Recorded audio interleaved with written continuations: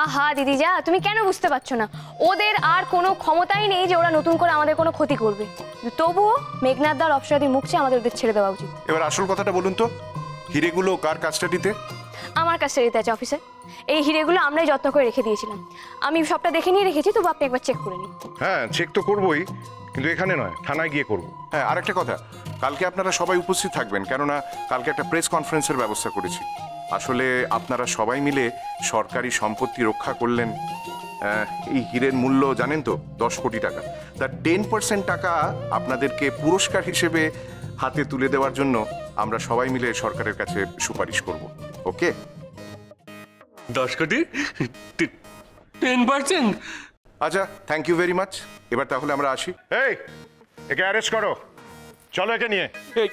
इंडालू 10 करोड़ हीरा ये क्या करे? 10 करोड़ का। তাহলে এবার আমাদের বিদায় দাও, আমরা আসি। আমাদের কিন্তু আর কোনো শত্রুতা নেই, তাই না বলো? শুধুই বন্ধুত্ব। হ্যাঁ, বাই বাই। চলো বটু, আসি। Bye bye bye bye bye bye.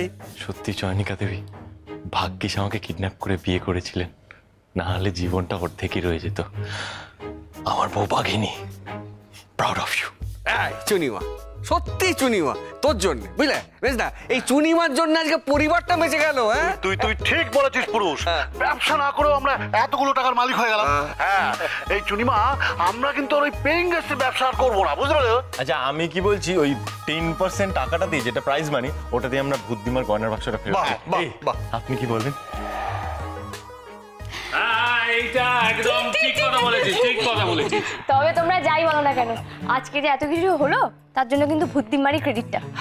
কাল যদি দিম্মা রাগ করে এমভাবে ফটোটাকে ছিঁড়ে না ফেলতো, তাহলে কিন্তু আমরা কেউ জানতেও পারতাম না হিরেটা কোথায় আছে। আমি কি অন্যটা করছি? ওই দেখো, আরে বাবা দিম্মা, তোমার নামে খারাপ কথা কেন বলতে যাবো? বাবা, খারাপ কথা? দেখুন না, দিম্মা ভাবছে আমরা বুঝি দিম্মার নামে কিছু উল্টোপাল্টা বকছি। হায় দিম্মা, আপনার নামে আমরা ভুলভাল বলবো কি? আপনার নামে ভুলভাল কিছু ভাবতেই পারি না। আপনার প্রশংসা করছি। আসলে কি বলুন তো, আপনার জন্য আমরা 10% প্রাইজ মানি পেয়েছি। Thank you, love you. সবাই মিলে 3 চিয়ার্স ফর দিম্মা। Hip hip hurray! 3 cheers for দিম্মা! Hip hip hurray! 3 cheers for দিম্মা। Hip hip hurray!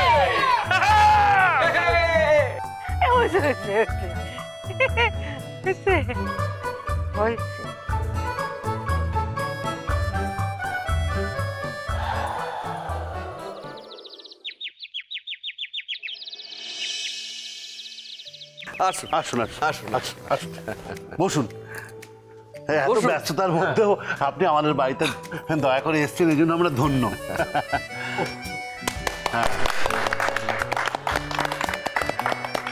আসলে আজকে আমাদের স্বপ্নের দিন, এমন দিন যে এবারেতে আসবে আমরা কল্পনাও করতে পারিনি। আপনি দেখলেন তো যে পাড়াশুদ্ধ লোক আপনাকে সম্মান জানাতে কিভাবে দাঁড়িয়েছিল।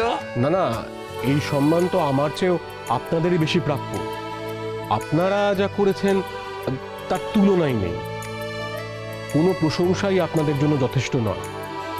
সেই জন্যই তো কোনো আমলাকে না পাঠিয়ে আমি নিজে চলে এসেছি আপনাদের কাছে, আর 1 কোটি টাকার চেকও সঙ্গে করে এনেছি। হ্যাঁ, 1 কোটি টাকা? হ্যাঁ, আপনাদের পুরস্কারের অর্থমূল্য। কিরে পুরুষ, ইয়ে মানে ওই 1 কোটি টাকা কি আপনি আমাদের দিয়ে যাবেন? হ্যাঁ নিশ্চয়ই, নইলে আর আমি ওটা আনবো কেন? দেখুন, আমরা খুব ব্যস্ত মানুষ, বহু কাজে ব্যস্ত থাকতে হয়, আর সেই কারণেই আমি আপনাদের চেকটা দিয়ে এখান থেকে চলে যাব, একটা জরুরি কাজ আছে। ঠিক আছে, তাহলে আমাদের পরিবারের বাকি সদস্যের সঙ্গে আপনাকে একটু আলাপ করিয়ে দিই। না না, আসলে এখন একদম সময় নেই। আমি সকলকেই এখানে বসেই নমস্কার জানাচ্ছি।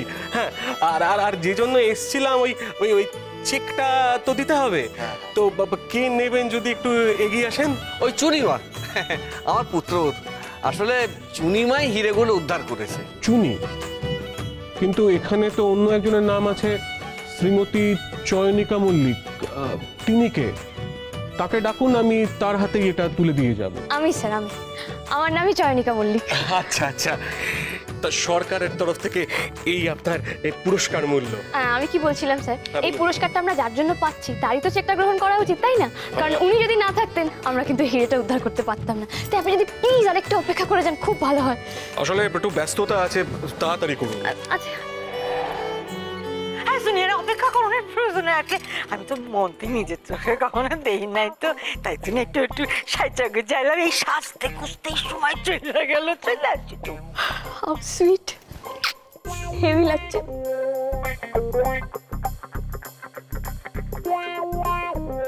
এক্সকিউজ মি, আপনি কার সঙ্গে কথা বলছেন বলুন তো?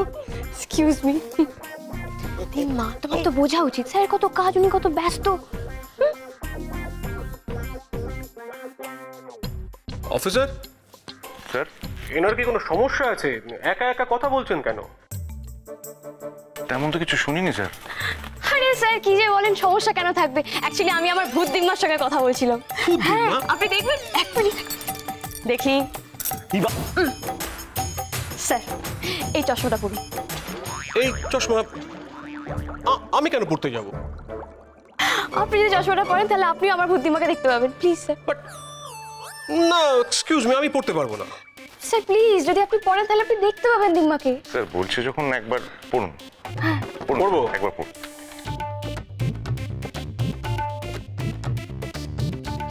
ওইদিকে।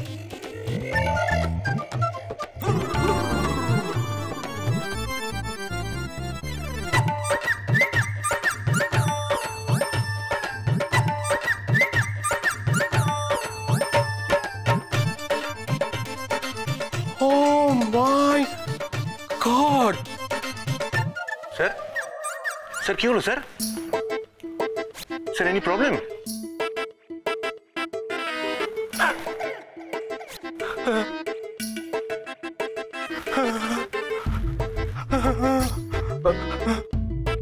চেকটা দিয়ে দাও। না স্যার, আপনি চেকটা দিন। আপনি? আমি? ম্যাডাম চেকটা নিন, তাহলে আমরা যাই। হ্যাঁ নেবো তো, তার আগে আমার একটা রিকোয়েস্ট আছে। কি আবার? হ্যাঁ রিকোয়েস্ট হচ্ছে যে এই চেকটা আমি আর আমার দিম্মা আমরা দুজন মিলে নিতে চাই। ওনার জন্যই তো হিরেগুলো উদ্ধার হয়েছে, উনি যদি না নেন তো। আমার প্রচন্ড একটা ইমার্জেন্সি মিটিং আছে ম্যাডাম। আপনি কিন্তু স্যার আমার দিম্মা না নিলে ইম্প্যাক্ট পড়বে না। নিকুচি করেছে। পুলিশ কাকু বলছি চশমাটা দিদি। চুনি চুনি দে না চেকটা একবার দেখি, দেখে চোখ আমি ছোট আগে আমি দাঁড়াও। এই চেকটা তো আজকে আমরা দিম্মার জন্য পেয়েছি, তাই আগে দিম্মা দেখবে, তারপর আমি বাড়ির সবাইকে হাতে হাতে দেবো। কিন্তু তার আগে আমরা সবাই মিলে হাততালি দিয়ে দিম্মাকে সম্মান জানাই।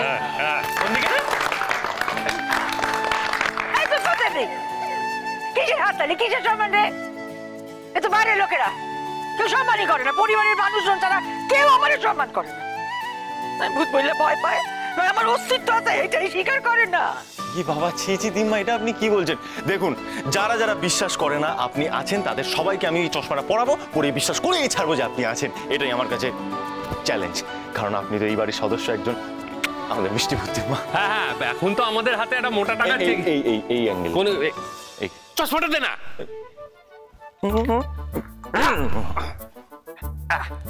হ্যাঁ বুদ্ধিমা, বলছি যে এখন তো আমাদের হাতে একটা মোটা টাকার চেক এসে গিয়েছে, তাহলে আমরা এই চশমার ব্যবসা তো করতেই পারি। মানে ইনভেনশনের ব্যাপারে আমরা ছোটকার সাহায্য নেবো। হ্যাঁ ভালো বুদ্ধি না? একদম না, একদম না। এই বাড়িতে আর কোন রকম মেশিন টিশিন ঢুকবো না।